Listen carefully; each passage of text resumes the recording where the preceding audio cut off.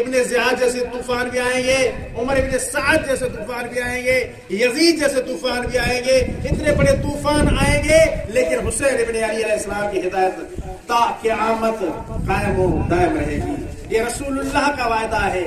دنیا چاہے چھپانے کی کوشش کرے، دنیا چاہے مٹانے کی کوشش کرے، دنیا چاہے عزاداری حسین کو، ذکر حسین کو محدود کرنے کی کوشش کرے، لیکن آپ کے اور میرے نبی نے وعدہ کیا ہے کہ اے میرے بیٹے حسین، جب تک قیامت نہیں ہوتی اس وقت تک تیرا ذکر ہوتا رہے گا۔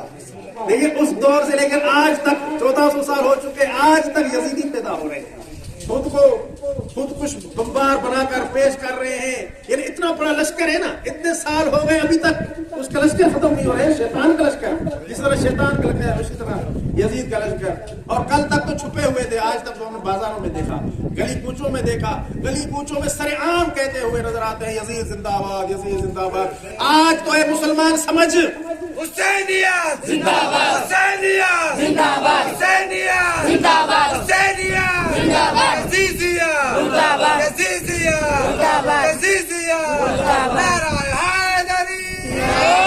کل تک مسلمان پردے میں چھپے ہوئے تھے، کل تک ظاہر نہیں ہو رہا تھا، کل تک خبر نہیں ہو رہی تھی، کوئی چیز نظر نہیں آ رہی تھی، لیکن آج وہ مسلمان سمجھ کہ کون حسینی ہے، کون یزیدی ہے، کون رحمانی ہے اور کون شیطانی ہے۔